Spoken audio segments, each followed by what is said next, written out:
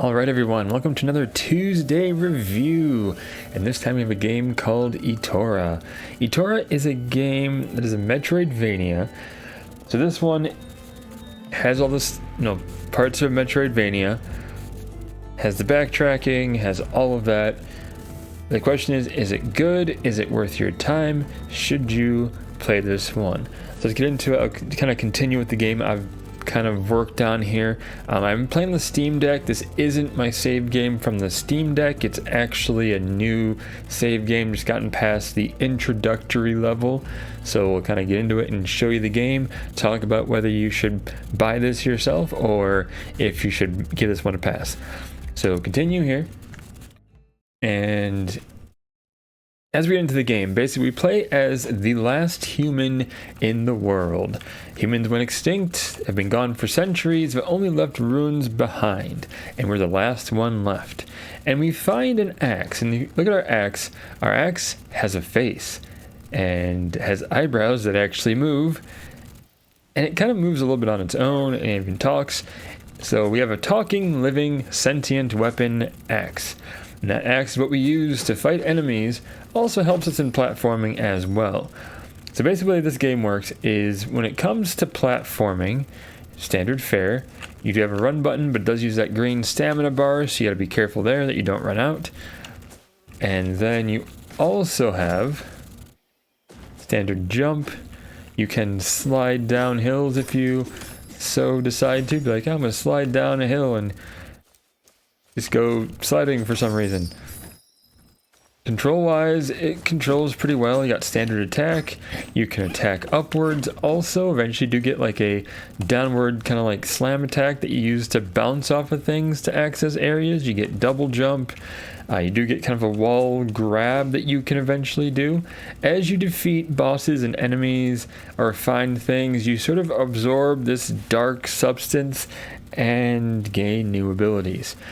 Now, the premise of this game is we basically are working alongside these anthropomorphic animal-like creatures that now inhabit the world, and we're trying to find out why is this dark substance, this sort of corruption, this curse, so to speak, in the area. Why is it spreading? What's the cause of it? How can we stop it?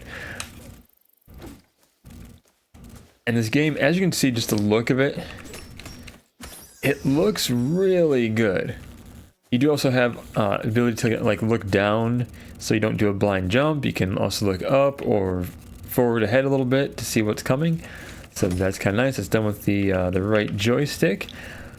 And this game, it has such a beautiful look. Like you can tell, everything looks like it's hand drawn. Like it's been drawn just for this game. The characters. The main character, all the other characters, the enemies all look like they're actually animated and animated very well. So a lot of work went into this game, a lot of thought went into this game. Control-wise, the only complaint I will say is sometimes it can be finicky. Like there's times if you push forward an attack, she does a heavy attack. And there's been times I've actually not intended to, but just running forward and attacking, I'll accidentally do a heavy attack, not intending to do a heavy attack. But other than that, the game overall controls pretty well. I do like the fact that, again, you can attack upwards, and also with the weapon, you can also, if you can just reach the ledge. Let me see if I can do this here real quick. Nope, not quite. But a lot of times if you can just get to a ledge, like right here, you grab onto it and pull yourself up, which is kind of a cool little feature. Kind of a cool thing. And that feather right there, that's going to be important later because we'll use that to upgrade either our health or stamina. You can choose either one with those. So the upgrading is entirely up to you how you upgrade your character. You could focus entirely on health and ignore stamina because you don't care and you don't really use it very much. I do recommend upgrading stamina somewhat because it is used for some abilities, not just running. But definitely upgrade your health. Also, those things we're collecting when we defeat enemies are kind of like these soul shards.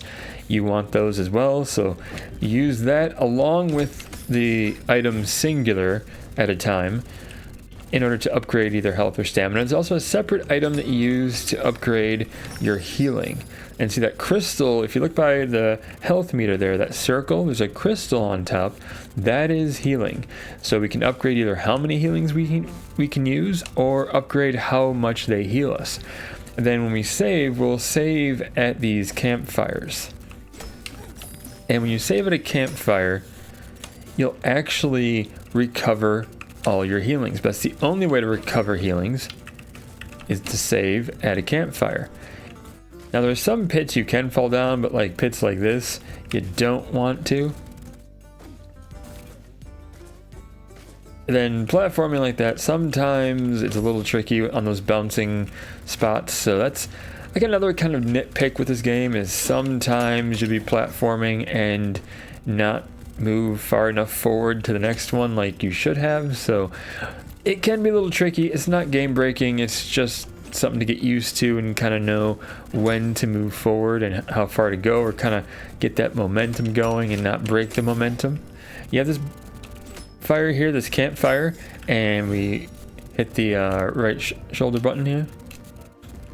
Oh, sorry, left shoulder button to heal, because I know what the controls are in this game. And then we get to here and we can do a quick save or save to an actual slot, but when we do, we regain all of the healing back, as well as heal our character fully. Now, one thing, sometimes confirming this game, you can't just press A, you have to actually hold A and wait till that circle goes all the way around. Just something, again, to get used to. It did kind of annoy me at times, like I just want to press the A button to confirm, and it doesn't do anything because I have to press and hold.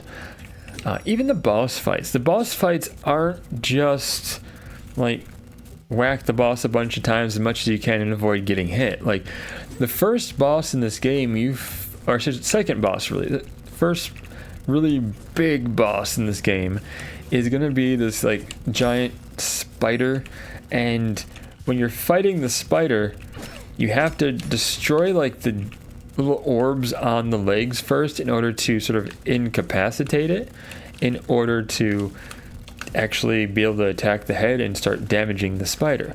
So it's not just, hey, go whack the spider a bunch of times. It's like, hey, destroy these orbs first, and then the spider's incapacitated, and then you can attack. And it's not the same for every boss.